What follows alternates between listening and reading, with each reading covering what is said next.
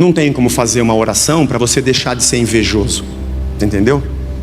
Dá para fazer uma oração para tirar dor na sua perna, mas para você deixar de ser desonesto, não tem oração que resolva. Você vai receber a oração e falar, beleza, amém, e vai dar um golpe ali atrás. Porque não é uma questão de oração, é uma questão de conversão. É uma questão de lutar contra si mesmo. É uma questão de mudar o rumo da sua vida. É de se reconhecer um pecador. É de negar a si mesmo, tomar a sua cruz e segui-lo. Você está vendo os sinais que eu faço, né? Você acha que Deus está comigo porque eu faço sinais? Você acha que Deus está comigo porque eu faço milagres? Tudo bem, se você só enxergar milagres, você precisa de uma tenda de milagres, e a sua vida inteira vai ser a vida de um devoto atrás de algum saravá para conseguir algum benefício. E você acha que Deus está com aquela pessoa por causa dos sinais que ele faz. Deus não está com alguém por causa dos sinais. Sinais podem acontecer em qualquer lugar. Você pode se emocionar em qualquer religião. Religiões que nem tem um Deus por trás delas, as pessoas choram e se emocionam. Satanás também faz sinais. João de Deus fez muitos sinais. Mas o reino de Deus não está nos sinais, eles são só sinais. Vai lá, Lucas 14, de 1 a 24. Vamos ler na versão revista e atualizada. Aliás, essa é a Nova Almeida atualizada. É um trecho um pouco longo, são 24 versículos, mas é uma história só. É um mesmo ambiente, um mesmo fato, e acho que vale a pena a gente entender o todo. O que Lucas está querendo mostrar para o seu amigo Teófilo.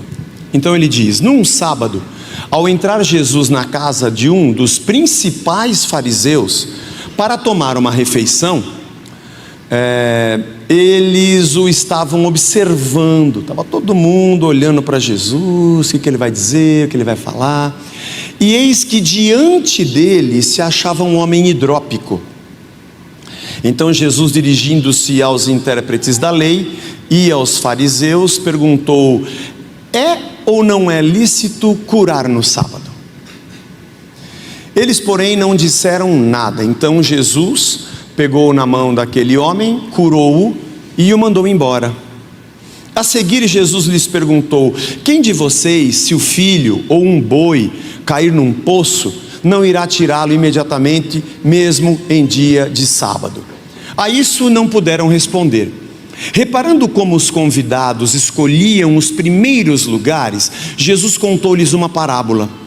Quando alguém convidá-lo para um casamento, não sente no lugar de honra, pois pode haver um convidado mais importante do que você. E então aquele que convidou os dois dirá a você: olha, dá lugar para esse aqui. E então você irá envergonhado ocupar o último lugar. Pelo contrário, quando alguém convidá-lo, vá sentar no último lugar, para que quando vier aquele que o convidou, diga a você: oh meu amigo, venha sentar num lugar melhor. E isso será uma honra para você diante de todos os demais convidados. Porque todo que se exalta será humilhado, e o que se humilha será exaltado. Depois Jesus disse ao que o havia convidado, ele se dirige ao dono do banquete: quando você der um jantar ou uma ceia, não convide os seus amigos, nem os seus irmãos, nem os seus parentes, nem os vizinhos ricos, para não acontecer que eles retribuam o convite a você e você seja recompensado. Não estou entendendo, Jesus.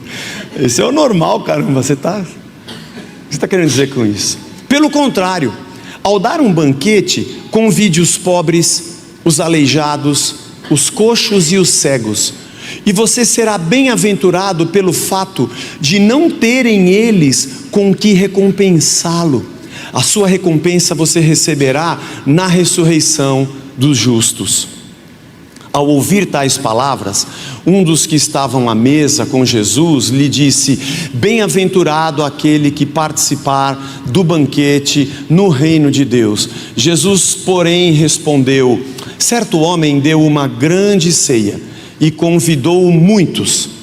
À hora da ceia, enviou o seu servo para avisar aos convidados: venham, porque tudo já está preparado.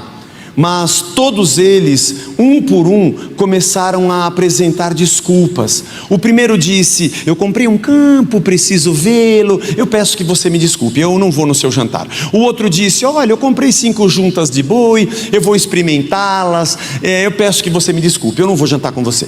E o outro disse: me casei, estou de lua de mel, eu não vou no seu jantar. O servo voltou e contou tudo ao Senhor. Então, irado, o dono da casa disse ao seu servo: então você sai depressa para as ruas e becos da cidade e traga para cá os pobres, os aleijados, os cegos e os coxos. E mais tarde o servo lhe disse: patrão, já fiz o que o Senhor mandou e ainda tem lugar.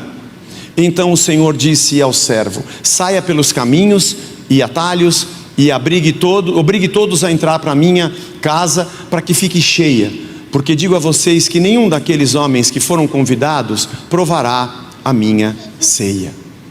Senhor, obrigado pela Tua palavra, pelo Teu Evangelho, por esse momento especial de nós aprendermos contigo. Nos edifica, nos faz, Senhor, mais uma vez sermos visitados pelo Teu amor e pela Tua graça. É o que te pedimos em nome de Jesus. Amém. Amém.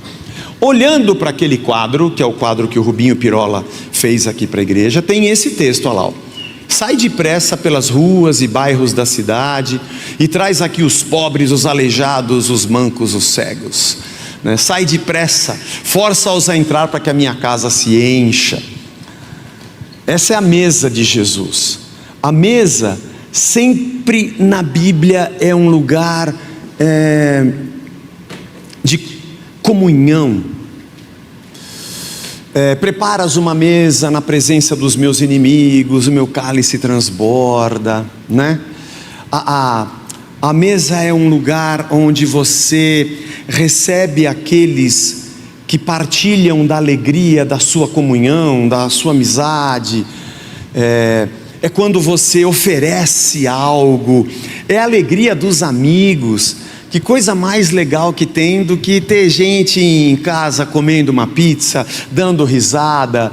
Eu que sou de descendência italiana, falando alto, contando piada, sabe?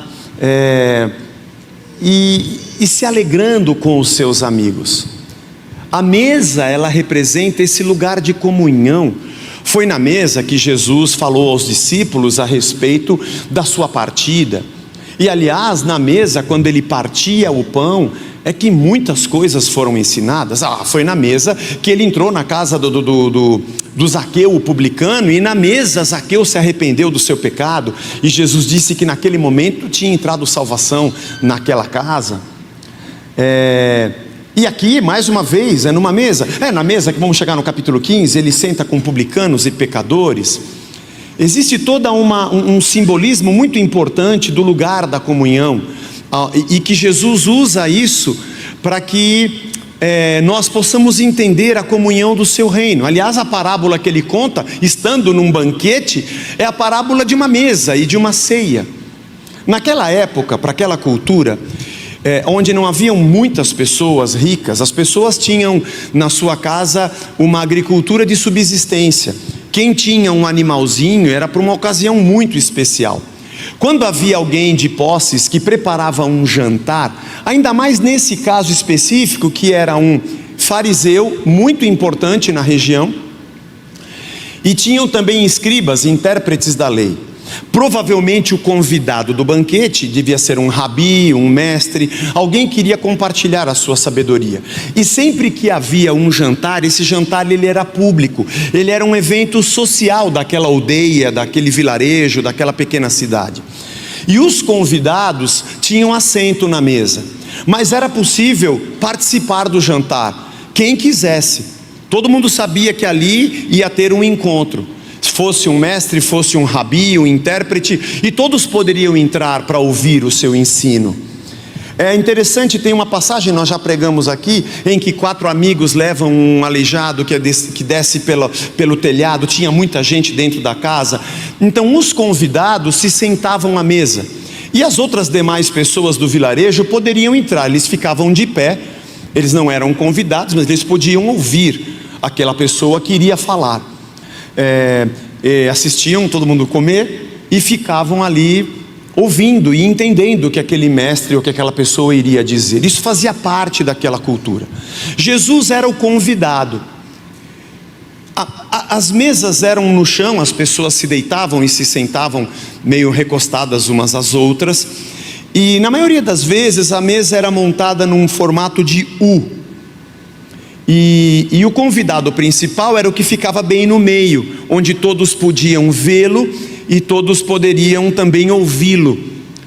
E o texto diz que na frente de Jesus tinha esse homem, um hidrópico, uma pessoa que tem acúmulo de líquidos, de água no seu corpo, nas suas juntas, ou tem hidropsia.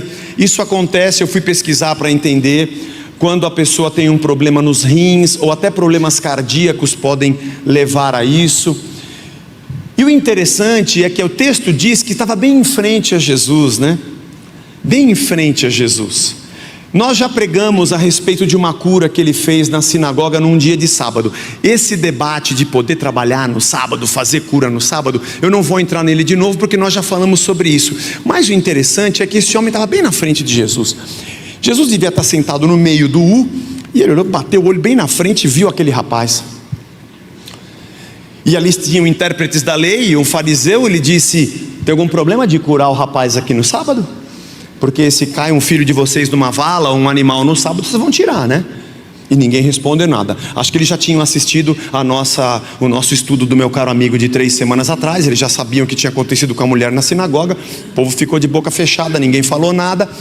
E aí provavelmente ele deve ter se levantado do seu lugar, provavelmente, para ir tocar no rapaz. Deve ter sido isso que aconteceu. E todo mundo estava olhando para Jesus, né? É o que diz o texto, todo mundo olhando para ele. O que ele vai falar, o que ele vai dizer. A fama de Jesus corria por toda a região da Galileia.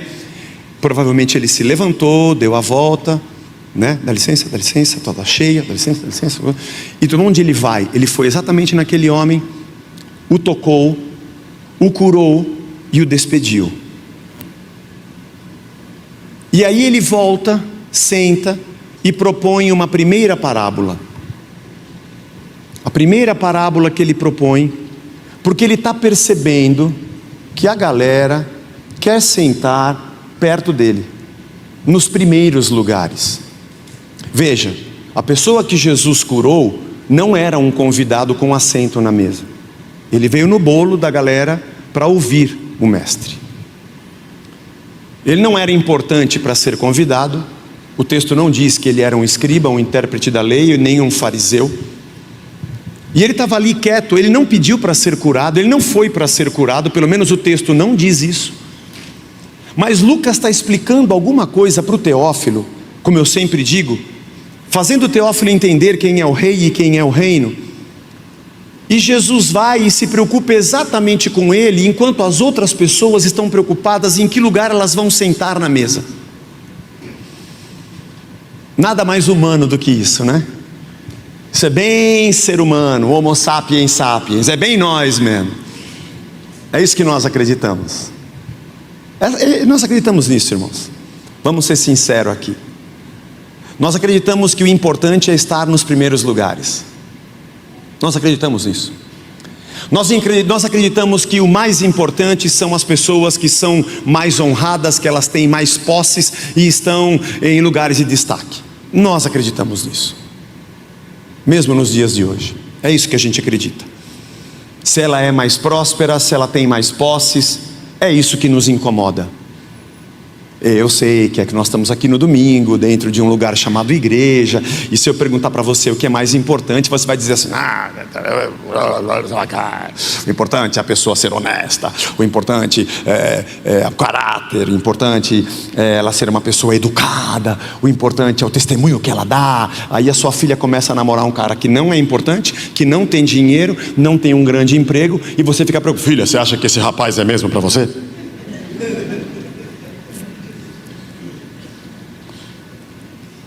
Nós acreditamos nisso até a página 2. A página 1 tem um índice.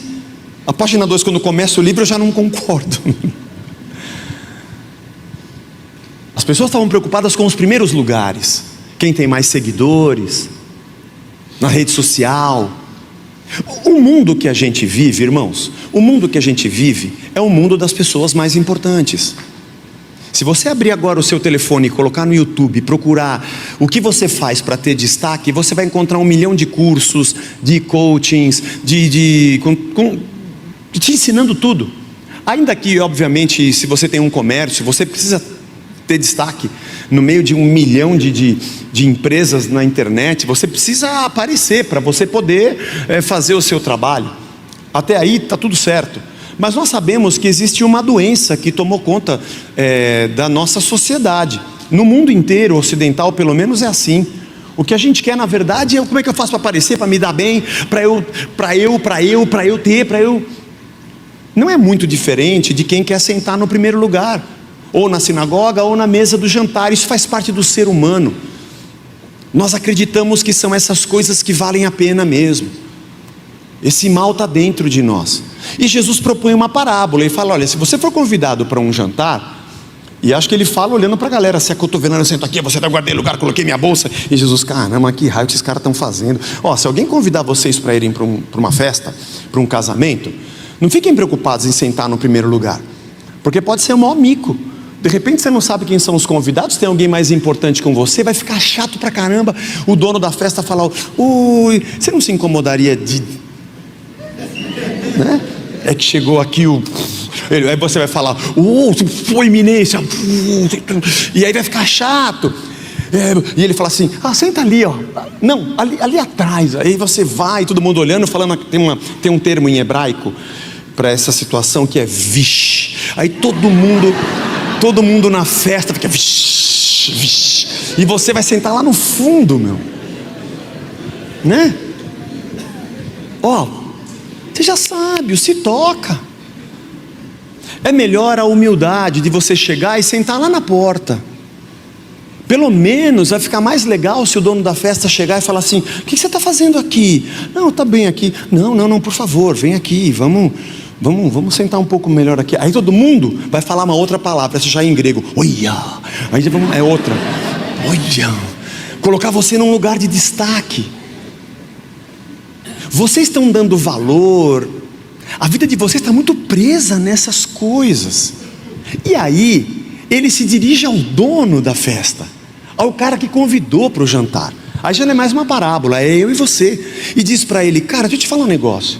Quando você der um banquete, você quer convidar gente que tenha como te retribuir, né? Porque eu convido o cara, fiz aqui o pernil, comprei o vinho, pelo menos ele teve assim a dignidade de me convidar: vai lá em casa também. Porque assim, ele come de graça aqui, eu como de graça lá. E obviamente que o legal é eu convidar alguém que é melhor do que eu, porque daí quando eu for na festa dele vai ser muito melhor do que a minha. Isso é óbvio, porque essa é a lei que rege a nossa vida hoje. Aonde é que eu posso ter mais vantagem? Mas o mundo que a gente vive, irmão, gira nessa lógica. Tudo bem. O único lugar que não tinha essa lógica era lá no Éden, antes do pecado. Quando Deus falou: Adão, Eva, vocês vão ter filhos, vão se multiplicar. Aqui tem tudo, tem as ervas, tem as sementes, tem as árvores que dão fruto e que dão sementes. Está tudo dominado, é tudo nosso, Ali era tranquilo. Depois que o homem pecou, aí entrou ganância e maldade. Aí o cara já colocou um cercado na terra e falou: essa aqui é só minha, aqui tem a laranja e a banana é só minha, vai para lá. Você tem umas hortaliças aí, você pode trazer aí um alho e outro, mas é 50 alho por uma banana, viu? Aí começou isso que a gente vê hoje. Aí entrou o pecado. E aí eu quero sempre ter vantagem. Eu quero sempre sair ganhando. E Jesus disse: quando você está olhando o que você pode receber, e você faz algo e dá um banquete esperando ter alguma coisa em troca, você vai ter algo em troca, mas vai vir à tona a sua ganância. Mas quando você faz questão de convidar alguém que não tem como te retribuir, você não recebe nada em troca, mas vem à tona a tua bondade. O que de verdade te alegra? aquilo que a pessoa tem ou simplesmente quem ela é? Eu acho que Jesus propôs essa parábola pensando nele mesmo, porque ele é o dono da festa, que tem toda a riqueza e que nenhum de nós poderíamos retribuir o convite dele para estarmos na sua mesa. Estava lá Pai, Filho e Espírito na sua plenitude de grandeza, de realeza, nobreza, riqueza, Deus, o Todo-Poderoso. Mas Ele vem até nós e arma a sua mesa, não porque Ele quer ter alguma coisa em troca, porque nós não temos nada para retribuí-lo. Não é a alegria do que eu recebo, é a alegria do que eu dou. Meu Deus, isso é o reino de Deus. Todas as vezes que algum tipo de pregação tentar te pegar pelo estômago, tentar te pegar pela ganância, e a sua fé vai te levar a ter isso para você, isso para você, isso para você, e parece que a bênção e a graça de Deus, quando elas chegam na sua vida, é como se fosse um buraco negro, e você enxuga tudo aquilo e aquilo morre em você. É uma ganância travestida de bênção, de espiritualidade, de conquista, mas é o seu próprio ventre. Mas o mais legal é quando você consegue, porque aí alguém te faz vir dar um testemunho, mostrando o que você ganhou, para que todo mundo diga aquela palavra em grego, olha. E aí o cara que disse que você conquistou vai dizer, tá vendo? Você não tem porque você não é que nem ele. Se você fizer o que ele faz, você vai ter igual ele. E geralmente essa coisa de fizer o que ele faz, sempre tem uma grana no meio. Ah, sempre tem, irmão. Wall Street e Jerusalém estão misturadas e aí você é sempre pego pelo que você pode ter, e a tua ganância e o teu orgulho. Mas Jesus está dizendo, Teófilo, você está entendendo? O Lucas está falando, Teófilo, você está entendendo? O prazer de você ser uma bênção para quem não tem como te retribuir. A gente tem que orar por isso e compreender que o reino de Deus é um lugar assim, de pessoas assim, de pessoas que entenderam que a alegria que ela recebeu de graça ela reparte. Eu estava dizendo aqui hoje de manhã, aliás eu disse isso e uma pessoa conversou comigo agora no intervalo, da alegria dela estar conosco. Mas eu disse isso pela manhã, você não me conhece pessoalmente, você me vê aqui falando, mas você não sabe quem eu sou. Pode ser que você depois vai me conhecer pessoalmente e fala, meu, quem eu te conheço é que te compre, esse cara chato do caramba, arrogante, sei lá. Mas tudo o que acontece aqui na nossa comunidade, acontece por você. Porque vocês, cada um de vocês podem se conhecer mais do que conhecem a mim. Por isso que eu sempre digo, ora pelo seu irmão, sai com ele, toma um café com ele, bate papo. E se você por acaso chegou aqui e falou, puxa, eu me senti tão bem aqui, eu fui tão bem acolhido, quanto custa? Não custa nada, mas só tem uma coisa, faz igual, ajuda a gente a fazer igual. Você chegou aqui e se sentiu bem, então quando você entrar aqui e ver alguém sozinho, vai lá e cumprimenta, mas no seu nome então, já vai ficar sabendo, é seu irmão em Cristo. Vai lá e abraça e fala bom dia e se apresenta. O que você de graça recebeu, de graça você dá, porque nós só seremos igreja quando isso acontecer. Não tem a ver com o que eu falo aqui, tem a ver com o que o Evangelho faz em cada um de nós, não só aqui, mas em qualquer aqui que nós estivermos, na simplicidade do reino de Deus. E aí, quando Jesus diz isso para ele, dizendo, você vai dar um banquete para quem não pode retribuir, alguém no meio do jantar fala, vai ser muito legal o jantar no reino de Deus. E Jesus fala, opa, vou te falar como é que é o jantar no reino de Deus, e propõe uma segunda parábola, que é aquela ali. O cara tinha posses, tinha tudo, e convidou todos os seus amigos para o jantar. Mas um falou que tinha casado, o outro falou que tinha que polir o carro, o outro disse que tinha uma reunião de oração não sei aonde. Cada um arrumou uma desculpa e não foram no banquete. Eu imagino aqui que Jesus pudesse estar também se referindo ao próprio povo judeu, que desprezou o convite da mesa de Jesus, porque afinal de contas já era povo de Deus, já tinha sua religião, já ia no templo, oferecia o seu sacrifício. Eu não preciso de Jesus. E o desprezaram. E aí Jesus falou para o seu servo: então tá bom, então sai com um bonde aí de catar louco e pega todo mundo. Sorte nossa, irmãos, nós somos os loucos. Nós somos a igreja de Antioquia, de Atos dos Apóstolos. Nós somos a igreja dos gentios. Nós não somos do povo de Israel, nós não nascemos lá. Nós somos brasileiros, de estatura mediana. Gosto muito de fulana, mas cicrana é quem me quer, né? É isso aí.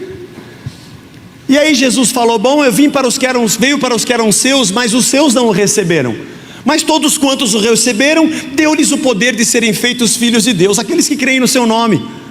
Então sai catando louco, tipo hidrópico. Foi para ele esse jantar, não foi para Jesus o jantar. Jesus é o Filho de Deus, ele já tem tudo, ele é dono do ouro e da prata. Se aquele cara pensou em impressionar Jesus: olha, eu preparei esse cordeiro, esse fazão, ele, fui eu que criei os animais, entendeu? Esse vinho aqui de tal safra, eu sei, eu que inventei a uva, sabe? Eu inventei para fazer isso mesmo, para você espremer e depois beber. Você nem sabia, descobriu depois, né? Mas fui eu que inventei esse negócio aí. O queijo, o azeite, esmaga ali a azeitona, tal, tira o caroço, é isso aí. Você está impressionado, Jesus? Não, obrigado. Não tem nada que eu e você possamos fazer que impressione a Deus. Irmãos, isso é muito importante. Muito importante. Não, mas domingo eu fui na igreja e eu cantei a plenos pulmões: glória, glória, aleluia. E aí, Deus do céu: rapaz, que voz é essa? Aí ele falou para os anjos: os anjos. E aí a pessoa que estava cantando tinha feito um curso de louvor e adoração, e a banda tinha toda uma coreografia, e vinha e cantava aleluia, e aí tinha um pessoal com os panos dançando para lá e para cá, e Deus olhou e falou assim: rapaz, é melhor que o programa do Faustão, o pessoal das meninas dançando lá no fundo. E Deus fica impressionado. De onde tiraram esse pano? Foi ele que criou tudo, irmão. É Jesus dizendo: o que será que vocês poderiam fazer para mim que me espantasse? Ouro? Foi eu que criei. A prata? Os animais que vocês oferecem em sacrifício? Tudo já é meu. Eu não estou dando um jantar porque eu quero ter de vocês o que eu não tenho. Fui eu que dei para vocês. Eu não estou interessado no que vocês têm. Filho meu, dá-me o teu coração. Dá-me o teu coração. É só isso que eu espero de você. O jantar foi para o hidrópico.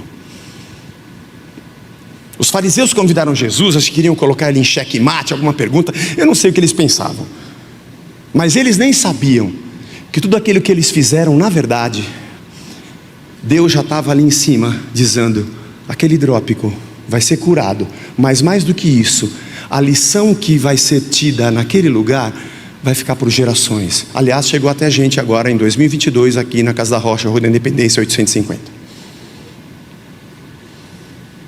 Lucas falando: Teófilo, isso aqui é o reino. Não é uma questão de mérito. A Bíblia diz para eu orar sem cessar, sim, porque eu preciso da comunhão com Deus, mas não está escrito que se eu orar mais eu vou ser mais abençoado. Não é uma competição. Nós vivemos num mundo de competição. Se você não for o melhor, você não passa em primeiro lugar num concurso. Se o seu currículo não for o melhor, você não vai ser contratado.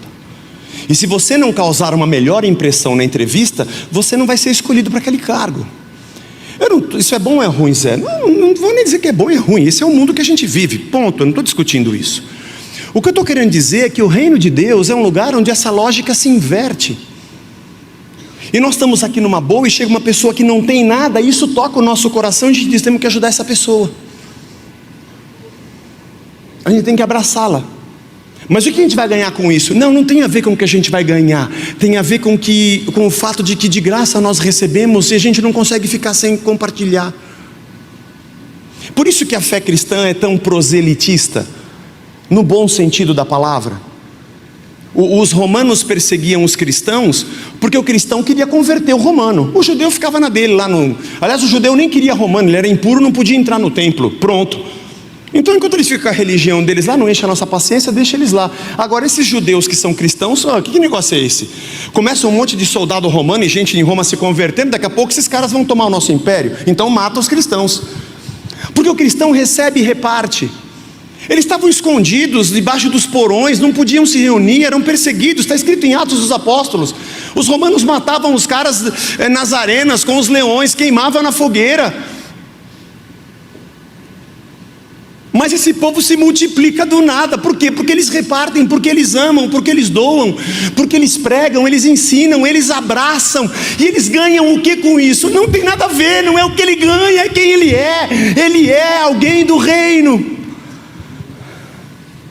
E é assim que a gente vê o reino. Porque o reino não é uma coisa que eu ouço, apesar de eu estar aqui pregando.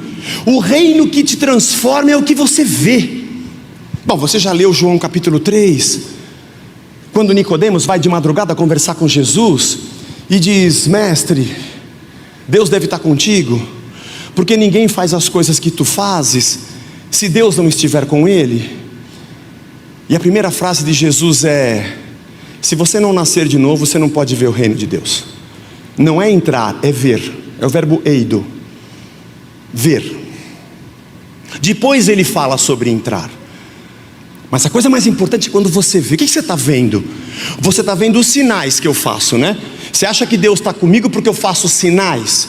Você acha que Deus está comigo porque eu faço milagres? Tudo bem, se você só enxergar milagres, você precisa de uma tenda de milagres, e a sua vida inteira vai ser a vida de um devoto atrás de algum saravá para conseguir algum benefício. E você acha que Deus está com aquela pessoa por causa dos sinais que ele faz. Deus não está com alguém por causa dos sinais. Sinais podem acontecer em qualquer lugar. Você pode se emocionar em qualquer religião. Religiões que nem tem um Deus por trás delas, as pessoas choram e se emocionam. Satanás também faz sinais. João de Deus fez muitos sinais. Mas o reino de Deus não está nos sinais, eles são só sinais. O reino de Deus, quando entra na vida de alguém, você começa a ver que aquela pessoa morreu. Não, esse aqui é o Zé Maria, eu conheço ele, a fotografia com ele é ele, mas não é mais ele, é você mesmo que está aí dentro de você, quem está aí? Sai desse corpo que não é teu. Não, é que ele é uma nova criatura. Ele matava, não mata mais. Ele roubava, não rouba mais. Ele odiava, não odeia mais. O que nos atrai em Jesus Cristo é o fato de que Ele mostra para nós um reino. E eu me sinto fora, desencaixado. Eu preciso deixar quem eu sou para fora. Como Ele disse para o jovem rico: eu quero entrar na vida eterna. Se você quer entrar na vida, vende o que você tem e me segue. Se você não entender que o que você tem não é vida, porque se você entender o que não é vida e você quer entrar na minha, tanto faz o que você tem, você vai largar tudo, porque na verdade isso não é vida. Mas enquanto a sua lógica for a mesma lógica dessa terra, de achar que isso é vida, e a vida eterna é só uma cerejinha no bolo, já pregamos sobre isso, você não vai ter, porque não é isso, não é o que você tem, é quem você é. É quem você é. Eu não sou um pregador que se utiliza muito de alegorias. Você não saberia explicar isso, mas eu procuro eu tento ser um exegeta do texto, estudar o texto, seus contextos, e enxergar as lições de Cristo e do reino de Deus através deles. Há uma linha teológica, e não posso dizer que ela seja ruim, não, mas que trabalha mais alegoricamente com os textos. Desde os pais da igreja, nos primórdios, no 3º, 4º século da igreja, já tinham pregações alegóricas. Mas eu peço uma licença agora, teológica a você, e eu vou fazer uma alegoria. Tá bom? Só hoje, tá, irmãos? Mas é que eu achei tão legal. Eu falei, achei que encaixava essa alegoria aqui, eu vou. Você tem fome do quê? Você tem sede do quê? Né? Você está aqui sentadinho, se acotovelo, esse lugar é meu, eu guardei, eu vou sentar, não sinto eu. Quando para a música, puxa a cadeira que eu sinto, eu vou sentar, vou tentar. Aquele cara ali é um doente, ó. Ele é um hidrópico, tudo inchado. Sei lá por quê, deve ter pecado, viu? Enfermidade é porque ele fez alguma coisa errada. Vê se o nome dele está na lista da sinagoga, porque se ele for excluído é por isso mesmo. É um funil, e a maldade, tudo na cabeça dele, porque ele não foi na igreja, não deu dízimo. Coitado. Está cheio d'alga. Não tem nada. Acho que Jesus olha para os caras se acotovelando, para a religião, e fala, e vocês, estão cheios do quê? Acho que quem está cheio d'água são vocês. Em conteúdo nenhum aí. Inflamados, insuflados, inchados, se sentindo como quem tem mérito para sentar nessa mesa, disputando os primeiros lugares, querendo algo em retribuição pelo que você é ou pelo que você fez. E vocês não entenderam que aqui nessa mesa, o cara que tem mais sou eu, o Criador dos céus e da terra. E eu estou aqui para sentar com qualquer um. E você quer saber de tudo que aconteceu aqui? O mais legal foi eu ter visto esse hidrópico. Vocês estão muito cheios, vocês estão muito inchados. E é só água. Talvez os rins de vocês não estejam filtrando bem as impurezas. Ou o coração de vocês não está fazendo o trabalho correto. Melhor é ser o hidrópico. Porque um problema físico, eu tiro, eu toco e ele sai. Agora, quando diz respeito à sua alma e ao seu caráter, só se você quiser. Não tem como fazer uma oração para você deixar de ser invejoso. Você entendeu? Dá para fazer uma oração para tirar dor na sua perna. Mas para você deixar de ser desonesto, não tem oração que resolva. Você vai receber a oração e falar, beleza, amém. E vai dar um golpe ali atrás.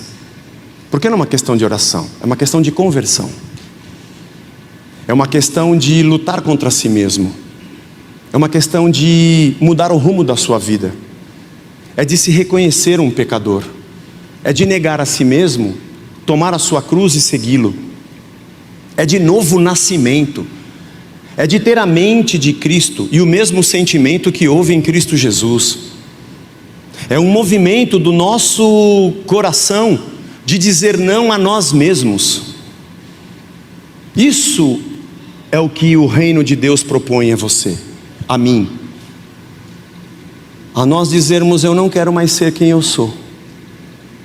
Eu não quero mais. Essa semana conversando com... É interessante, né? Acontece com o Vagnão, comigo. A gente conversa com tanta gente, estuda o texto que a gente vai pregar. E parece que tem semanas que assim, as situações que a gente vive e as coisas que a gente vê ou aconselha, quando eu estou ali estudando o texto para pregar no domingo, parece que tudo é Deus falando. Você sabe que eu não sou um cara que faço sensacionalismo com nada mesmo, né? Não sou, mas eu sei que Deus fala. Tem coisas na sua vida que você vai conseguir mudar. Parabéns.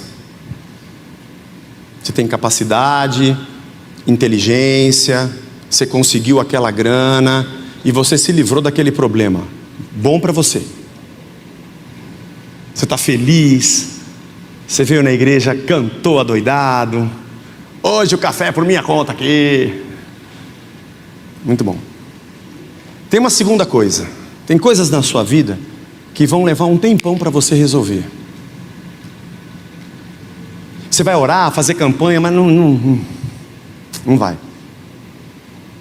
É uma pessoa que você precisa resolver questões, são situações familiares, ou aquela dívida que é uma montanha, que você dividiu até a volta de Jesus, vai morrer e deixar de herança para alguém continuar pagando, sabe? É um tratamento que você tem que fazer, que a coisa não aconteceu assim, e o resto da vida você vai ter que tratar, tomar esse remédio. Você pode encarar isso de uma maneira adulta ou de uma maneira infantil, mas tem situações que não vai ter jeito, irmão. Você vai ter que acordar todo dia de manhã sabendo que você tem aquele espinho na carne, e você pacientemente vai viver os seus dias até que aquilo se resolva, porque se Deus quisesse, Ele teria tirado a hora que Ele quer, porque Ele é Deus. Nós queremos dar um jeito de Deus fazer o que a gente quer, mas é Ele que é Deus, nós somos servos. Senão nós seríamos Deus e Ele seria nosso servo. Coisas que você resolve e outras que elas vão se resolvendo. Mas tem uma terceira que é a mais interessante, e eu preciso te falar que tem coisas na sua vida que não vão se resolver. Tudo bem? Não vão se resolver.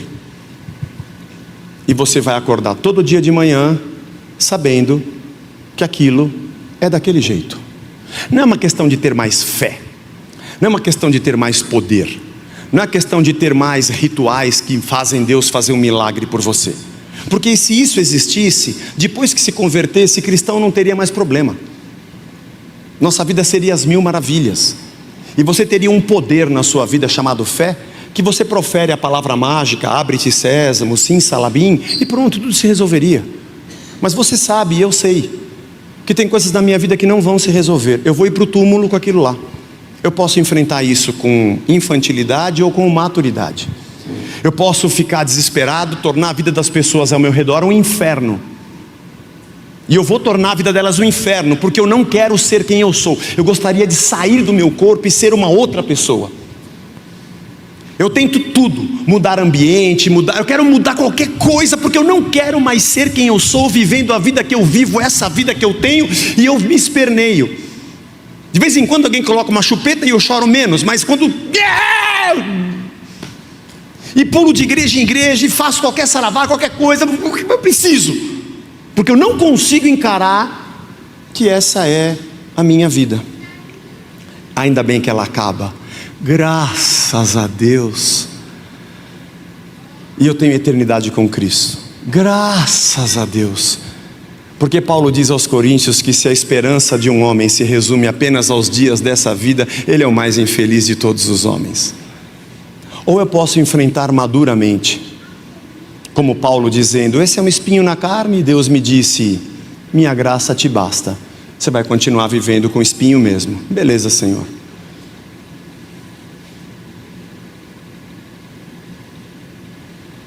Eu posso me entupir de remédio,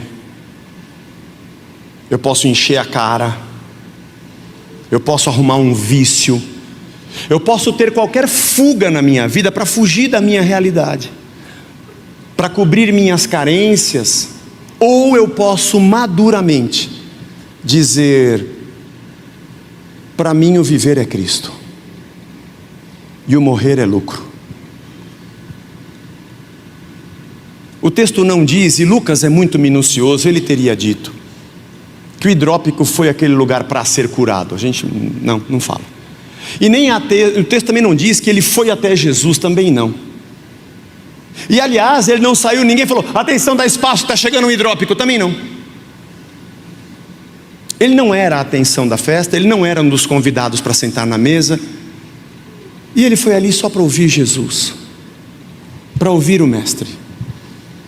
Mas o mestre estava olhando para ele.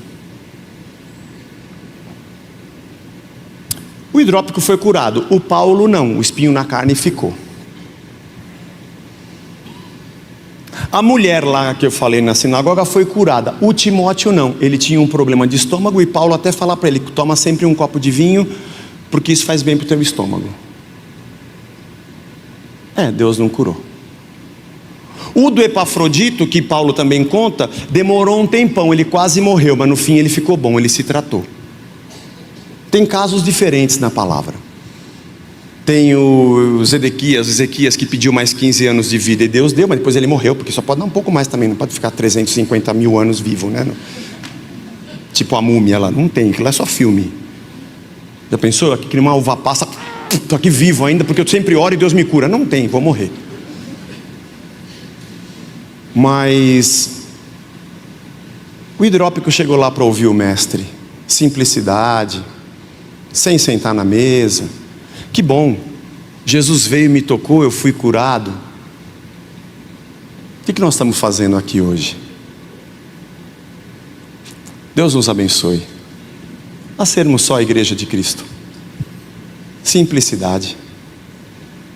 Teófilo, isso aqui é o reino, ó. Teófilo, isso aqui é o reino. É isso daqui. A gente está ali no jantar, porque nem era para a gente estar. Ele veio para os que eram seus. Eu nem esperava mais muita coisa. Alguns vão te dizer que você é um conformado, que você não tem fé, por isso você tem problema. Mas você, se for sentar na mesa, você senta. Se tiver que sentar no último lugar também não tem problema. Se eu tiver que ficar de pé, eu também fico. Se tem uma coisa que ele vai resolver agora, está resolvido. Se ele não resolver, eu vivo com isso aqui mesmo. Ele está comigo e eu vivo com Cristo, na minha simplicidade. E é muito bom isso, irmãos. Acho que esse é o grande tesouro que nós temos como igreja. Nossa vida simples, mas não menos abençoada. Ele está com a gente. Ele está com você. Mesmo nessa situação terrível que está passando, Ele está com você. Ele sentou na mesa, bateu o olho, estava bem na frente dele. Ele está ali. Não me pergunte por que Ele faz com uns de um jeito e com outros de outros. Não é esse o ponto, pouco importa. Não sei se resolve hoje, daqui 10 anos, ou se não resolve. O mais importante é que eu estou com o Mestre. Eu estou aqui com Ele, na simplicidade da vida. Eu não preciso de mais nada. Já está tudo bem comigo. Deus nos abençoe. Amém? Nós estamos tudo na mesa do Cordeiro. Um de gravata, o outro com skate, o moicano, o índio sem camisa. E ele está feliz ali. São os perfeitos que estão lá? Não, perfeito só tem um na mesa. Só tem um perfeito na mesa. Os outros são aqueles que descobriram que são imperfeitos e querem sentar do lado do Cordeiro. Você veio no jantar, você está oferecendo um jantar para a gente porque você tem dinheiro para comprar esse cordeiro e fazer esse jantar para a gente? Não, não. É que você quer que depois eu dê um cordeiro para você? Não, não, não, não. O ganancioso mostra que tem um cordeiro na mesa para ganhar benefício dos outros. Mas o filho do reino tem um cordeiro dentro do coração. O que ele faz para repartir com os outros. E como é bom chegar num lugar em que as pessoas te recebem como se você fosse gente normal. Homo sapiens sapiens, leve-me ao seu líder. Não, está aqui, é nós. Faça as pessoas se sentirem assim. Dá lugar para elas na mesa. Que você recebeu de graça, dê de graça. Que nossas famílias, nossa comunidade seja o reflexo do Cordeiro, que deixou o que tinha para armar uma mesa para quem não podia pagar o jantar. E essa seja a nossa maior alegria, porque se for, a gente já está feliz. Vamos ficar de pé, vamos orar.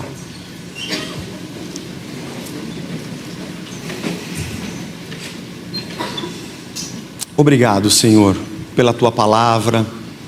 Obrigado, Jesus, pelo Teu Evangelho.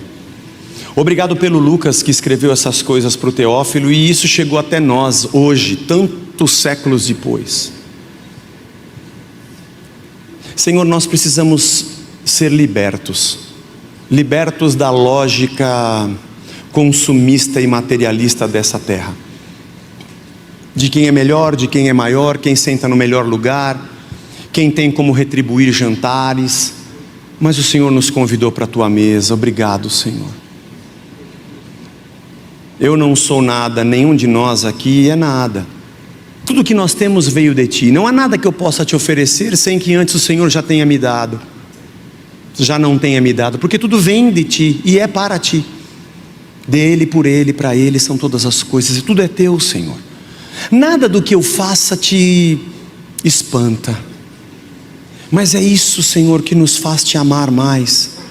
É que o Teu amor não depende do nosso pagamento. Tua cruz é gratuita. Então nos ensina a sermos assim, Senhor. Começando dentro da nossa casa, aqui como igreja, ou em qualquer lugar que a gente pisar, que as pessoas vejam o reino. Que os meus filhos, Senhor, cresçam sabendo que dentro da nossa casa tem um reino. E que nós possamos, Senhor, mostrar de alguma forma para um mundo tão neurastênico e maluco como a gente vê hoje, que o reino é para um outro lado, que a vida segue outro rumo. E muito obrigado, Senhor, porque o Teu reino está mudando a nossa vida, o jeito que a gente é. Obrigado pela igreja, obrigado pela comunhão, obrigado pelos irmãos, obrigado pela Tua mesa, pelo Teu amor, pela Tua graça, pela Tua misericórdia. Obrigado pela nova vida, Senhor. Sabe, o Senhor sabe, tem coisas que não se resolveram na minha vida. Eu oro, eu não sei porque já aconteceram algumas e outras não, mas eu quero Te dizer que eu Te amo, Senhor. Independente do que tem na mesa, eu quero estar com o Senhor. Nos fortalece para passar pelas coisas que não conseguimos superar. Não nos deixa ser orgulhosos quando aquilo que a gente precisa acontecer, e não nos deixa ser depressivos quando aquilo que não pode ser resolvido não se resolver. Mas que fora a lógica dessa terra, nós sejamos gente do contentamento. Gente que Te ama, e gente que vive a vida do Cordeiro. E faz, Senhor, com que essa nossa comunidade seja uma grande mesa, onde qualquer um pode entrar, sentar e se alimentar. Qualquer um que quiser morrer para si mesmo e começar uma nova vida, vai ter lugar, com paixão e misericórdia. Muito obrigado, Senhor, porque o Teu reino nos alcançou. Abençoa a nossa semana, o nosso trabalho, nosso dia a dia, o nosso domingo com a família. Traz a gente de volta no próximo domingo debaixo da Tua paz. Te pedimos em nome de Jesus. Amém.